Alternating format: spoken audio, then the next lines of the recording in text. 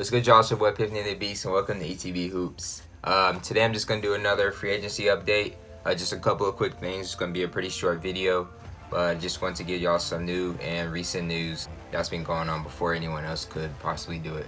My eyes red right here because just a little tired, but yeah, let's go ahead and get into it. The Rockets signed Anthony Bennett to a one-year deal. Anthony Bennett was playing for I think the last team he played for in the NBA was the Nets. Then I think he got shipped off to China, but I heard he's been balling in China, so this would probably be a good bench role for Anthony Bennett, kind of get his career back alive. He was a former #1 overall pick in a pretty weak draft, but he's with the Rockets now. The Rockets also signed Tyson Chandler to a one-year deal. I think I said that in my last video. Tyson Chandler, I guess that's good veteran leadership. Another rotational big for the Rockets. David Nwaba signed a 2-year deal with the Nets.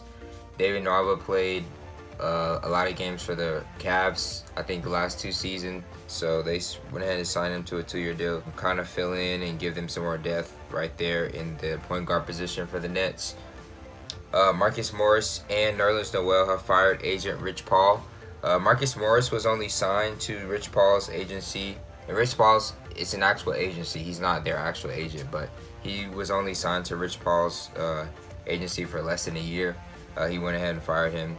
Rich Paul's really focused on the bigger agents, his bigger clients this offseason. LeBron James, Anthony Davis, Ben Simmons, all 3 of those guys have made pretty huge moves this offseason. Anthony Davis going to LA, LeBron with his recruiting, and Ben Simmons with his huge extension. So I'm pretty sure he's probably just, not getting the recognition that he feels like he deserves because he was a free agent as well this season.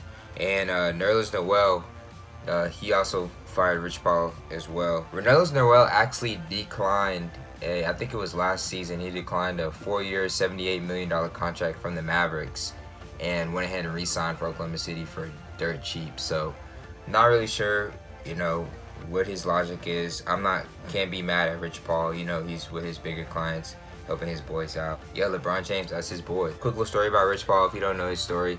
At one point in his life, he was selling jerseys on a train, and somehow he met LeBron James while LeBron was still in high school, became his agent, and they've stuck it out ever since. I think they started, I forget the name of his agency, but they went ahead and started that from the ground up.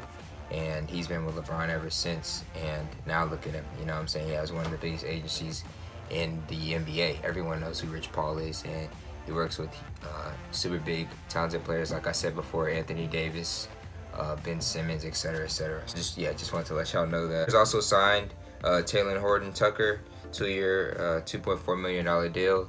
That's $2.4 million guaranteed for him. These are all the rookie signings, how much money they're making. If you want to, I can't go through all of them. That's tons of rookies and how much money they're making. But this is around the time that rookies are going ahead and getting their contract. Teams are filling up their roster spots with the players that they're going to choose from Summer League. And lastly, Gordon Hayward is in trade talks. This is a report that hasn't really made it on any big page like Woj, Shams, but I saw a Celtics page said something about it. And it seems like Danny Ainge is shopping Gordon Hayward. 2 first-round picks for a max player. So a couple of players I listed here that I feel like they're looking at are Bradley Beal, DeMar DeRozan, and Blake Griffin. I think the Celtics are in win-now mode. There's probably more players, but the Celtics are definitely in win-now mode. I think the most reasonable player out of those is Blake Griffin because he is a 4. And I feel like the Celtics do need a solid 4 if they're going to trade Gordon Hayward. Blake Griffin is on an organization that isn't going to win anytime soon. They look to honestly be rebuilding. And that would be a pretty mean starting lineup with Kemba Walker, Jason, Jalen, Blake Griffin, and Enes Kanter. We all know what Danny Ainge is going to do. He's always shopping players. This could be a rumor. They could be saying they could keep Gordon for a little bit, maybe trade him before the deadline, see how he performs and whatnot. But we all know Danny Ainge, he'll ship off a player whenever. He'll say, you'll get rumored that there's going to be a trade with the Celtics, and he ends up not trading them and whatnot. So who knows what this is going to happen.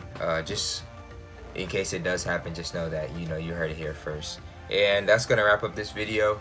Make sure y'all like, comment, subscribe, share, hit that bell for post notifications.